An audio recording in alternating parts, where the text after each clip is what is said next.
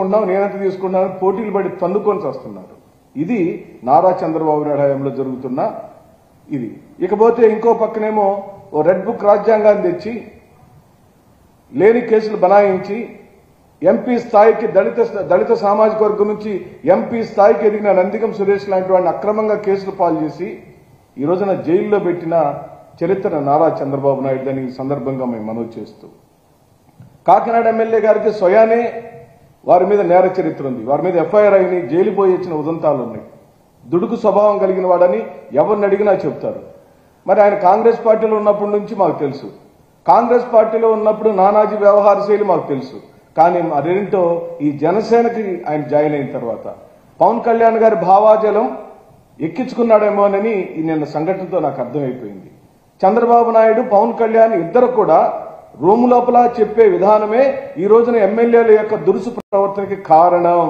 ఏ అనుమానం లేదు.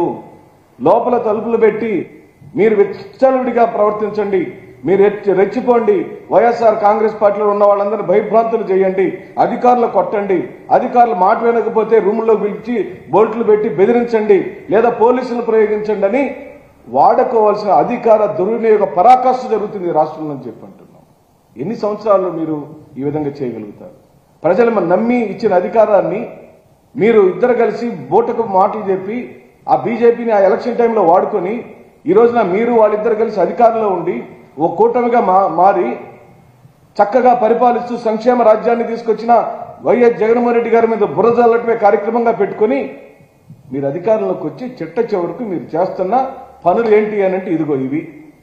ఈ రోజున ఉదాహరణకు ఓ కాకినాడ ఎమ్మెల్యే కాదు, ఈయన కొడితే ఆయనేమో నిన్న అధికారి గారిని కొడతారు. ఈరోజు పవన్ కళ్యాణ్ గారు వచ్చి నంబూరు దగ్గర దీక్ష చేస్తున్నారు, దాని పేరు ప్రాయశ్చిత్త దీక్ష. అసలు కల్తీయే లేదని అధికారులు ఒకసారి రిపోర్ట్ ఇస్తారు, మళ్ళీ స్వయానా చంద్రబాబు నాయుడు గారు ఫోన్ చేసి రిపోర్ట్ ఎలా కావాలంటే అలా అడిగినప్పుడు మరి వాళ్ళకు తగ్గట్టుగా తిరుపతి లడ్ల మీద కావాల్సిన దేవుడిని కూడా మైలపాలు చేశాడు నారా చంద్రబాబు నాయుడు. ఆ పాప ఊరికే పోదండి. మీరేదో అనుకుంటున్నారు. నాకు తెలిసి వెంకటేశ్వర స్వామితో పెట్టుకున్న ప్రతి ఒక్కళ్ళు రాజకీయాల్లో వాళ్ళ గొయ్యి వాళ్లే తవ్వుకున్నారు. ఈరోజు నారా చంద్రబాబు నాయుడు ఈ ప్రాయశ్చిత్త దీక్షతో పవన్ కళ్యాణ్ మీరిద్దరు కలిసి శ్రీ వెంకటేశ్వర స్వామి యొక్క భక్తుల మనోభావాలతో మీరు ఆడుకుంటున్న రాజకీయ వ్యవహార శైలిని ఈ ప్రపంచంలోని భక్తులందరూ పరిశీలిస్తున్నారని ఈ విధంగా నేను మనవి చేస్తూ, అసలు కాకినాడలో గొడవకు కారణం ఏంటి అని ఎప్పుడన్నా పరిశీలించారా? పోనీ మీరు మందలించినట్టుగైనా కనీసం మా పవన్ కళ్యాణ్ గారు పంతో నానాజీని మందలించాడు అనే వార్త చదివే ఇది లేదు ఈ రాష్ట్రంలో. చట్ట ప్రకారం చర్యలు తీసుకోమని అంటారు. చట్టం ఎవరి దగ్గర ఉంది? అధికారం మీ దగ్గర ఉండినప్పుడు ఆ పోలీసు అధికారులు నానాజీ గారి మీద యాక్షన్ తీసుకోవడానికి కుదురుతుందా? కుదరదు. ఇదంతా ఒక పథకం ప్రకారం దౌర్జన్యం చేయించడం, మళ్ళీ రాజీలు చేయించినట్టుగా మీరే చేయటం అనేది ఈ రోజున జరుగుతుందని సందర్భంగా మేము మనవి చేస్తూ, ఆ అధికారి ఏం కోరలేదు, మీరు పర్మిషన్ తీసుకొని వచ్చి వాలీబాల్ ఆడుకోమని చెప్పారు. ఎవరండి వాళ్ళందరూ? ఆ ప్రాంగణంలోకి వీళ్ళందరూ అసలు ఎందుకు వస్తున్నారు? వీళ్ళకి అక్కడ ఏం పని? అమ్మాయిలు వేధించటం, ప్రాంగణంలో మద్యం సేవించటం, అక్కడున్న డ్రగ్స్ని తదితర కార్యక్రమాలు చేయటం. అంటే అరాచక శక్తులను కాలేజీ క్యాంపస్లోకి రానియకూడదు అని చెప్పిన ఉమామేశ్వరరావు గారి యొక్క ప్రయత్నాన్ని వారు భయపెట్టి వాళ్ళ అనుచరులు చంపదెబ్బలు కొట్టడం కాదు, స్వయాన ఎమ్మెల్యే గారి బూతులు మాట్లాడటం అనేది లైవ్ రికార్డ్ అయిపోయింది ఈ రోజున. ఏమిటి దురుస్తనం? అంటే దళిత సామాజిక వర్గానికి సంబంధించిన అధికారులు నిఖార్సుగా నిక్కచ్చిగా ఉండటానికి వీల్లేదా ఈ రాష్ట్రంలో? అంటే మీరు కొట్టేస్తారా? వాళ్ళ మీద కఠినమైన చర్య తీసుకోమని డిమాండ్ చేస్తున్నాం. ఎస్సీ ఎస్టీ అట్రాసిటీ కేసు పెట్టి తీరాలి.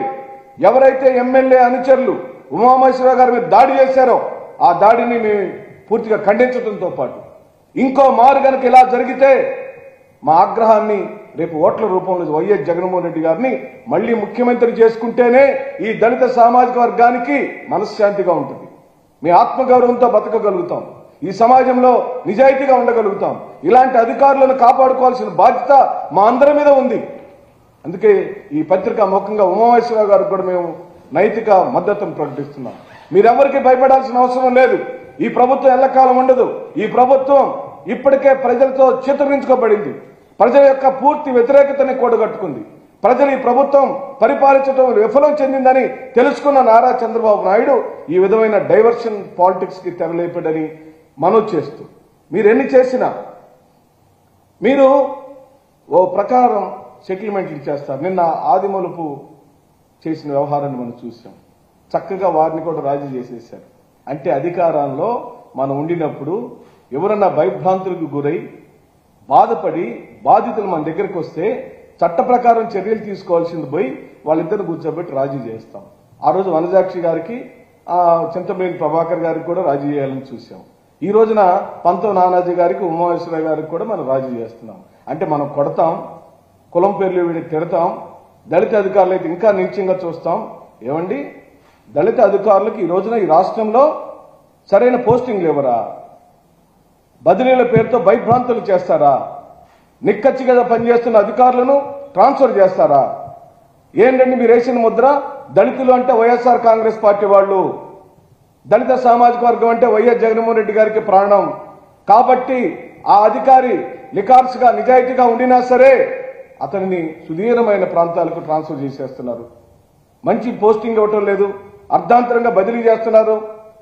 ఆఫీసుల్లో హ్యూమిలేషన్ జరుగుతుంది, రన్నింగ్ కామెంటరీ చేస్తున్నారు, దళిత అధికారుల మీద మాటలు దాడి చేస్తున్నారు. మీరు ఇవన్నీ మానుకోమని చెప్పి కూడా చంద్రబాబు నాయుడు గారికి, పవన్ కళ్యాణ్ గారికి మీ ద్వారా మేము మనవి చేస్తూ, ఇద్దరు కూడా ఒకరికొకరు తీసిపోయినోళ్లే, ఏమి తక్కువ కాదు.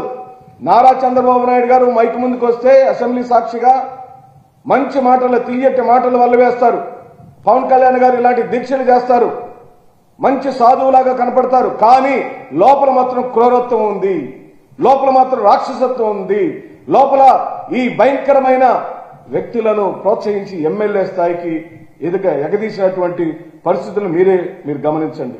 ఈ రోజున కొన్ని ఉదాహరణలు మీ దృష్టికి తీసుకురావాలి, ఈ రాష్ట్ర ప్రజల యొక్క దృష్టికి తీసుకురావాలి. తెలుగుదేశం పార్టీ అధికారంలోకి వచ్చిన తర్వాత హత్యలు, మానభంగాలు, చిన్నారులను మానభంగం చేయటం, అలాగనే కాలేజీలో అరాచకాలు, సీసీ కెమెరాలు పెట్టి పిల్లలను స్నానం చేసేప్పుడు అక్రమంగా షూట్ చేయటం, ఇవే కాదు కొన్ని ఉదంతాలు మీ దృష్టికి తెస్తాను, ఈ రాష్ట్ర ప్రజల దృష్టికి. పులివర్తి నాని వారి అనుచరులు ఇర్షాన్ అనే ఒక వ్యక్తి పైన తల మీద, భుజం మీద తీవ్రమైన గాయాలయ్యేటట్టు కొట్టారు రాజకీయ కక్ష సాధింపుతో. అలాగనే తిరువూరు ఎమ్మెల్యే గారు చేసిన డ్రామాలన్నీ మనం చూసాం. ఓ ఎంపీపీ గారి యొక్క ఇంటిని ప్రొక్లైనర్ పెట్టి కూల్చి పడేస్తారా? ఓ ఎంపీపీ స్థాయి వ్యక్తి యొక్క ఇంటిని ఖమ్మంపాడులో నానా హంగామా చేసి ప్రొక్లైనర్ పెట్టి కూల్చి పడేశాడు.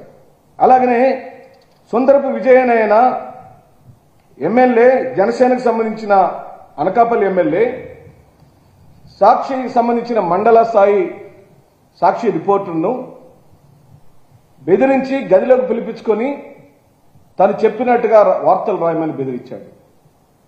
అలాగనే నెల్లూరు రూరల్ ఎమ్మెల్యే గారు అనుచరులు ప్రతిరోజు గూండాగిరే. ఈ గూండాగిరి సామాన్య ప్రజలకే కాదు, వ్యాపారస్తులకే కాదు, చిట్ట చివరకు పోలీసు అధికారుల మీదకు కూడా గూండాగిరి ఆయన సహసిద్ధమైన శైలిని ప్రదర్శిస్తూ వచ్చాడు. అలాగనే కోట్ల సూర్యప్రకాష్ రెడ్డి గారు వాల్మీకి సామాజిక వర్గానికి సంబంధించిన బీసీ పిల్లకాయలను కింద కూర్చోబెట్టి కర్ర తీసుకొని వేయిన బాదుతూ సినిమాల్లో చూపిస్తారు. అలాంటి ఇన్సిడెంట్లు సినిమాల్లో మనకు కనపడుతుంటే అహంకారం కళ్ళుకు నెత్తికెక్కి బడుగు బలహీన వర్గాలకు సంబంధించిన పిల్లలను, దళితుల పిల్లలను, ఈ రోజున ఆయనేమో బీసీ వర్గాలకు సంబంధించిన పిల్లలను నేల మీద కూర్చోబెట్టి కొట్టాడు సూర్యప్రకాష్ రెడ్డి గారు. ఈ రోజున దళిత సామాజిక వర్గానికి సంబంధించిన ఓ అత్యున్నతమైన స్థాయి కలిగిన ఉమామేశ్వరరావు గారిని చంప చెల్లుమనిపించాడేమో మన నాని గారు, పంతం నానాజీ గారు. ఇద్దరు కూడా పెద్ద కులాలకు సంబంధించిన వాళ్లే.